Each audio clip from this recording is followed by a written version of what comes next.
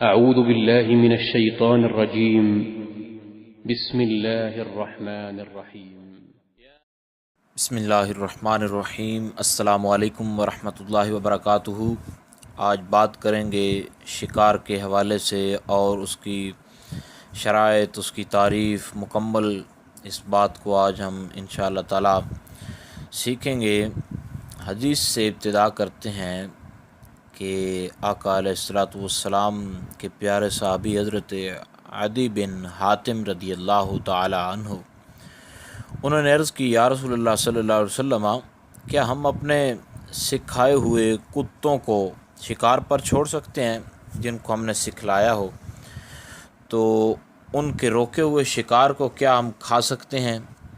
تو اس پر نبی علیہ الصلوۃ والسلام نے حضرت عدی بن حاتم کو فرمایا کہ آپ انہیں چھوڑتے وقت جب بسم اللہ اللہ اکبر پڑھ لیا کریں تو اس وقت دوسرا کوئی اور کتا جو سدھایا ہوا سکھلایا ہوا نہ ہو، وہ بھی اس کے ساتھ شامل نہ ہو تو تم اسے کھا سکتے ہو۔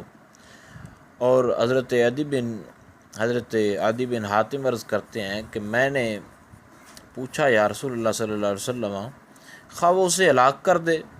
فرمایا، اگرچہ اسے ہلاک کر دے، اس صورت میں کہ جب تم نے اسے تکبیر پڑھ کر چھوڑا تو اب وہ اسے ہلاک بھی کر دے تو تم اسے کھا سکتے ہو۔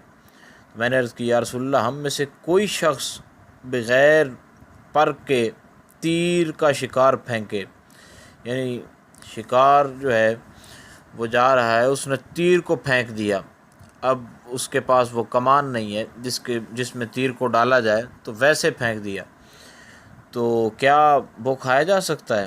تو آپ علیہ الصلوۃ والسلام نے فرمایا، جب تم نے بسم اللہ شریف پڑھ کر اس پر تیر پھینکا تو اس صورت میں جب وہ شکار کے اندر گھس کر تیر نے اس کو زخمی کیا یا تیر اس میں گھس کر اس کو پھاڑ ڈالے تو اس صورت میں تم اسے کھا سکتے ہو۔ اور اگر ویسے تیر چوڑائی کی شکل میں لگے جس سے اس کی موت واقع ہو جائے تو اس صورت میں کھانا جو ہے وہ حرام ہے، اس صورت میں نہیں کھایا جا سکتا۔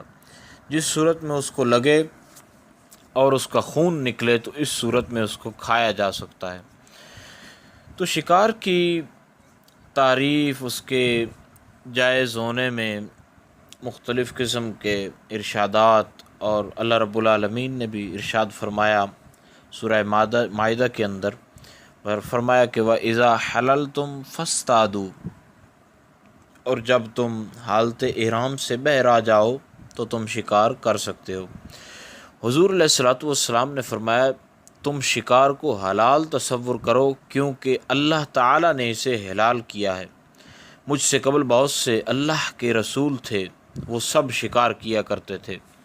تو آقا علیہ الصلوۃ والسلام نے فرمایا، تم اپنے بیوی بچوں کے لیے حلال کا رزق تلاش کرو کیونکہ یہ بھی جہاد فی سبیل اللہ ہے۔ اور اس پر آقا علیہ الصلوۃ والسلام نے یہ بھی فرمایا کہ صالح تاجر وہ بھی جو ہے جب صالح ہوتا ہے، نیک ہوتا ہے اور تجارت کرتا ہے تو اللہ رب العالمین اس کا مددگار ہوتا ہے، حامی ہوتا ہے۔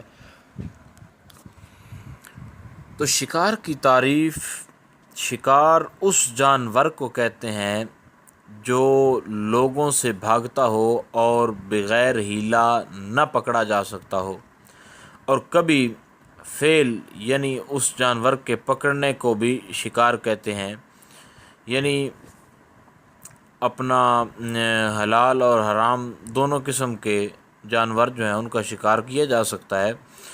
اب ایک جانور ہے وہ بھاگتا ہے تو اس کو بھاگنے کی صورت میں اب اس کا شکار، اور دوسری صورت یہ ہے کہ اس کو کسی صورت اس کو قید کر لیا گیا ہے یا جال بچھایا گیا، تو یہ دونوں صورتیں جو ہیں، ان دونوں صورتوں میں شکار جو ہے وہ بندے کے لیے جائز ہے، اور حلال اور حرام دونوں کا شکار کیا جا سکتا ہے۔ تو اب شکار کے حلال ہونے کے لیے یہ 15 شرطیں ہیں کہ جانور جو ہے وہ حلال ہو اور وہ شکار کی صورت میں بھی حلال ہی رہے، حرام نہ ہو جائے۔ تو اس کی 15 شرائط ہیں، وہ انشاءاللہ تعالیٰ آپ کو آپ نیکسٹ اگلے پارٹ میں ہم بتائیں گے کہ وہ 15 شرائط کون سی ہیں، اور مزید اس میں کچھ اور چیزیں ہیں وہ بھی انشاءاللہ تعالیٰ آپ کو اگلی ویڈیو کے اندر بتائیں گے، کیونکہ یہاں پر جو ہے وہ اتنا ہی اگلے پارٹ کے اندر آپ کو انشاءاللہ تعالیٰ بتائیں گے۔ تو اگر آپ نے ہمارے چینل کو سبسکرائب نہیں کیا تو ضرور سبسکرائب کریں۔ السلام علیکم ورحمۃ اللہ وبرکاتہ۔